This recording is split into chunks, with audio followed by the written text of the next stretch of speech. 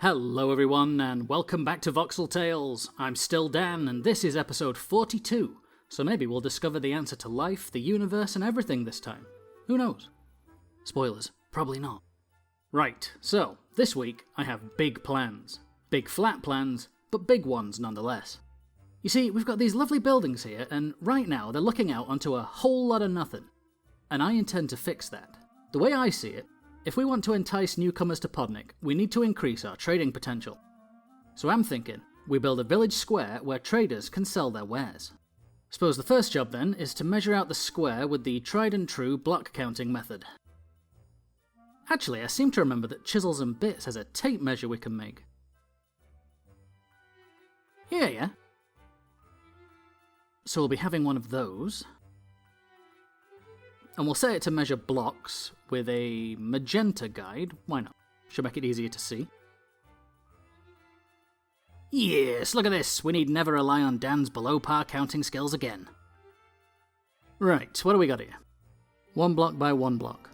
Well, yeah, but we're missing some important information there, tape measure. No, here we go, look. 47 blocks. Sure, why not? I can work with that. Right then, let me get the rest of this measured out. You know, that length measurement getting further and further away isn't ideal. Mind you, it's for Chisels and Bits, so they probably weren't expecting you to need to measure longer distances. Whatever, we work with what we've got. Maybe you need better glasses. Yeah, ones with built-in zoom. I bet you could get some of them and all somewhere. I won't be surprised. I think we need to be like... there? Oh yes, bang on. So we can pop a marker here and do the next one. Not long after that though, my plan hit a bit of a snag. Really? Right into the shed. Brilliant. Having not planned on dismantling the shed today, I went to the opposite corner to see how much space I had to work with before running into it. 46 blocks, because of course it's just 1 block out. Once I'd got the other 2 corners marked out, I started digging up the area where our new village square was going to go. But that's boring, nobody wants to see that. So we'll do a little skippity-doo-dah. Okay, sit rep. I've dug out the foundations and evened it off in the one corner. There's just a couple of spots left to fill in and we can start laying down the paving and the roads. I've even taken the opportunity to fill in some of the voids underneath the square, so we should hopefully have less random zombie groans around these parts. Oh yeah, if you've noticed that my health bar has changed since the last clip... And if they hadn't, they have now. Yeah, well, it's because the Player EX mod has this tendency of resetting my level, because reasons, and I have to put it back again. Normally I notice before I start recording, but I missed it this time and there was no going back at that point.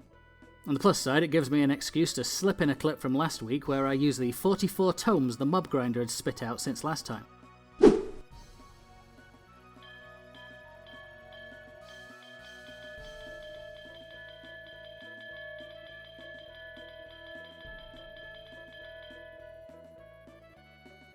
I was pleasantly surprised to discover that put me at level 130. Feel free to do a cheeky pause if you want to check my new stats. The big takeaways are that I have a close to 50% chance of my attacks being crits, and an over 50% chance of dodging every arrow fired at me. And now I've got another tome a creeper dropped earlier, which I will put into even more luck and chances to dodge projectiles. Right, I'm going to get some blocks together and get these paths in. You know what, this needs a proper time-lapse. Let me do a proper time-lapse.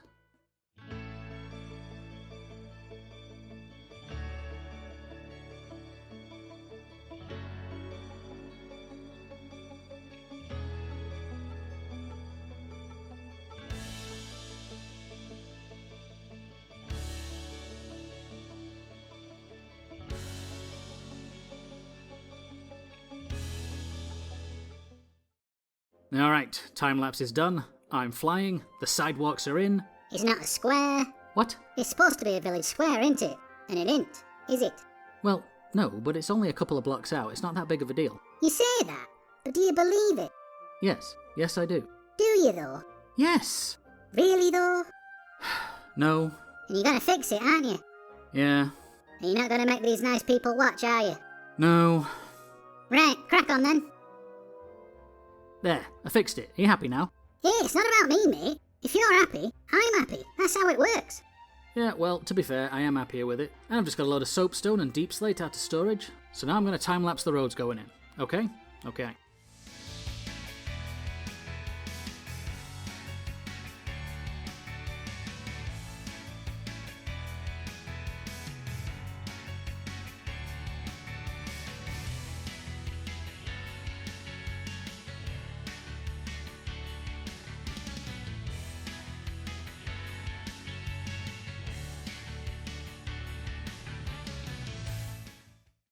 Time-lapse complete, and we now have the roads in place.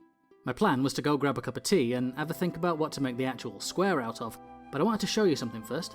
Unfortunately, my jetpack is out of juice, so you'll just have to bear with me a second.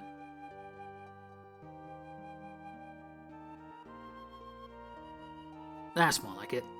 Right, so you remember the Christmas tree we put in at the end of last year, and I picked out a spot for it that was roughly central. Let me just turn hover mode on.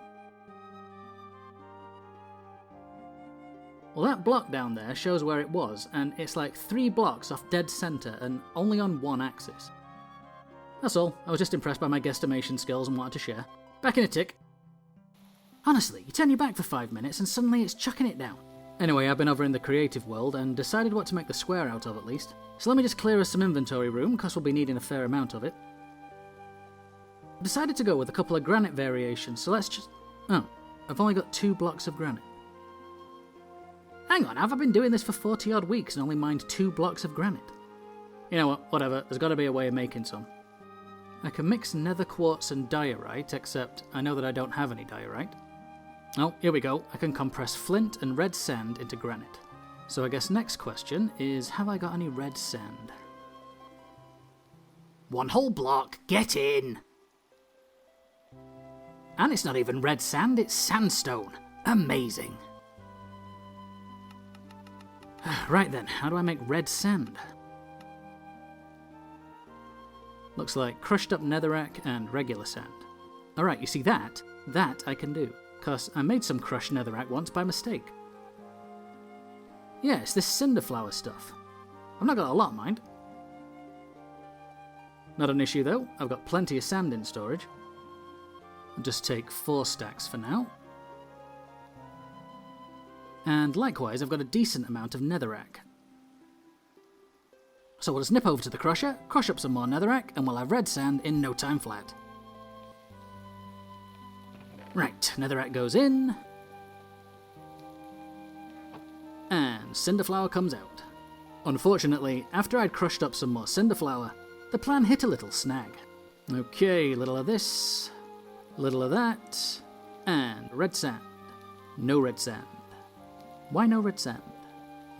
Because the recipe specifically calls for netherrack dust, not cinderflower. So how do I make netherrack dust?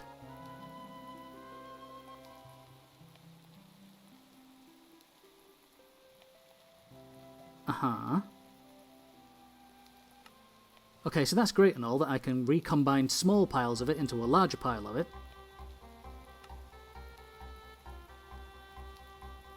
But I need a grinder to actually convert netherrack into netherrack dust. Brill. Alright, how do I make a grinder?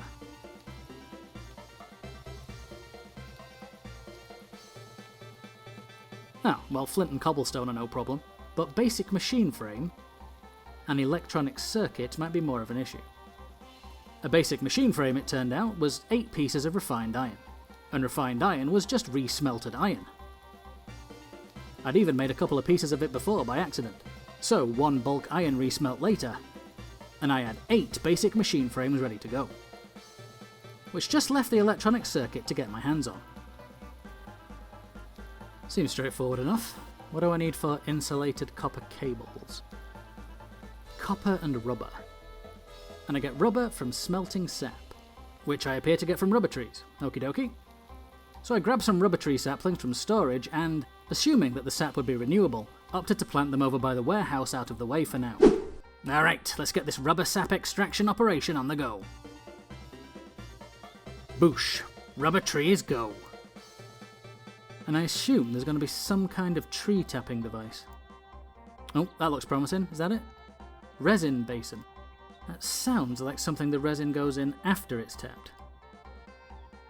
Aha! Tree tap. Perfect.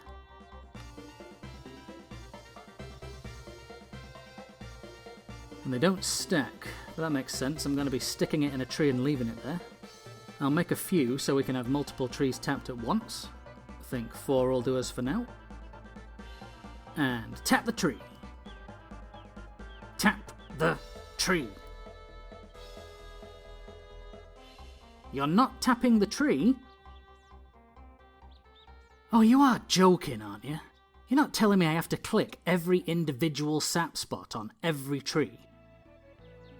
That is exactly what you're telling me, isn't it? I'm not having that. There's got to be a better way to do it than that. I'm gonna go check the guidebook. I'm pretty sure I've got one on my shelf at home. Whoa. Note to self. Might have to start organising this at some point soon. Oh yeah! Good news! My lift's working again. Turns out it was the Create Interactive mod that was breaking it somehow. I disabled it after we had all those corruptions the other day, and yeah, now lift's working again. Good as new.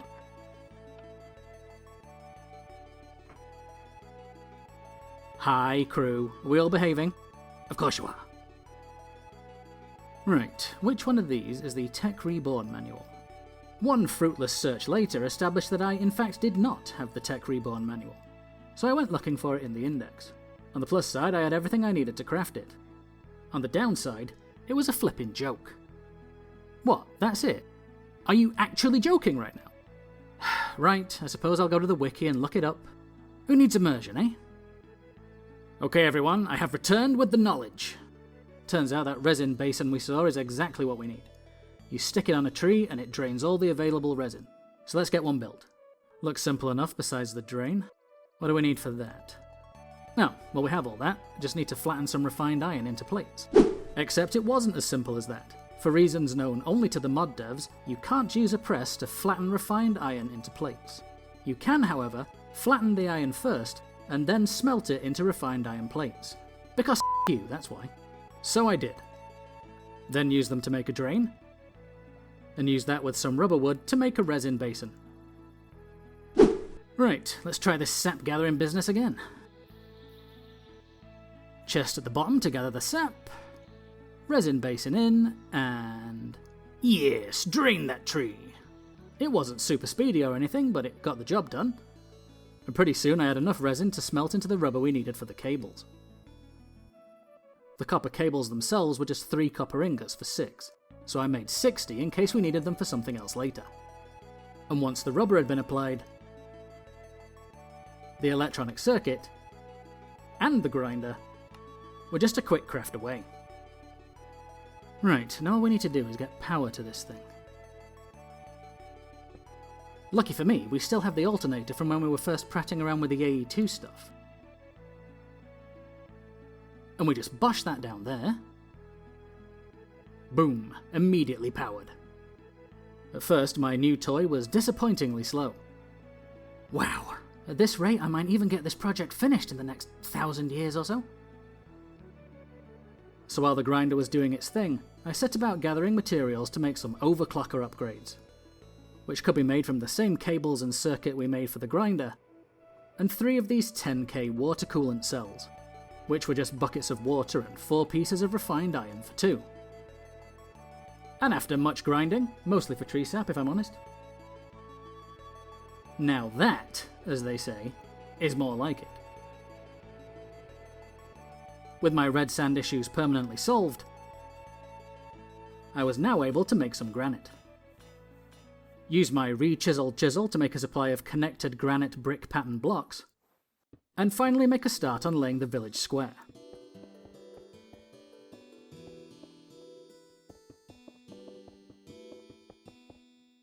And that's the outer border done. Now I can make some of these granite brick paving blocks for the accent patterns, but I think I'll get this all laid off camera and just bring you in for the finished product. Alright guys, welcome back. We are done, and just look at it. I am thoroughly chuffed with how that's turned out. It makes this whole area look a million times better in my most humble of opinions.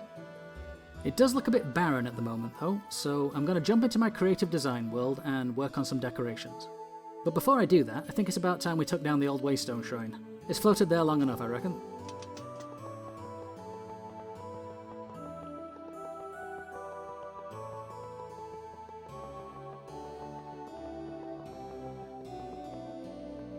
And that's that done. Right, back in a jiff. Much like the Renegade Master, I'm back once again. And I bring with me a schematic cannon and a chest full of bits. Because I've come up with a couple of lamppost designs I'm quite happy with. And while they're not exactly parts heavy, as you can see from this parts list, they were a bit fiddly in places to put together, so I've made a schematic of them just so it's less of a chore to assemble them multiple times. So Editor Dan, time-lapse me.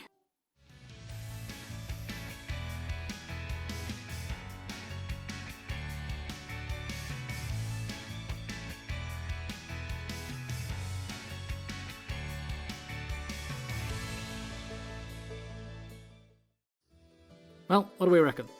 I like it anyway. Got solar sensors on the top, so they're only on at night, energy efficiency and all that. Anyway, let's get the rest in, eh? And then, like the coiled cobra, Dan strikes with the editing magic, and all the big lamps are in. And for my next trick, a time lapse of all the little ones going in. And go.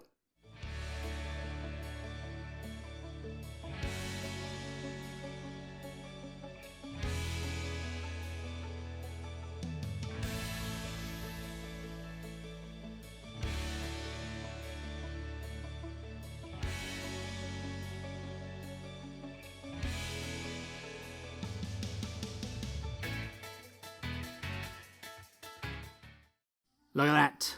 Looking a bit more complete now, eh? And yet, we're still not done for today, because Danny Boy has another little build to show you before we call it an episode.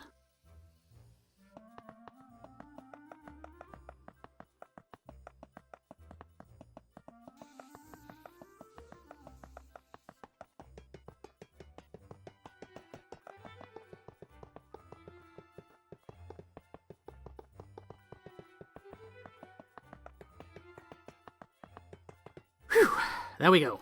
It's done. You know, bit of extra frame to make it look better supported. It's the little things. But look at that cute little market stall. Now all I've got to do is make 7 more. Edit to me, if you would be so kind. Okay, big reveal time. Ta-da! Just imagine this place alive with traders and villagers. Lots of ideas for this place. It's going to be amazing if it all works out. But for right now, we're going to call it an episode. On a personal note, I want to say a massive thank you to everyone who left such kind comments last week. I've taken it all on board, the story stays, and your voices have been heard, the AI music is officially retired. But, as always, if you enjoyed the show, then help us grow by subscribing and leaving us the cheekiest of likes and a comment below. I've been Dan, this has been Voxel Tales, and until next time remember, be good. And if you can't be good, don't get caught. Bye guys.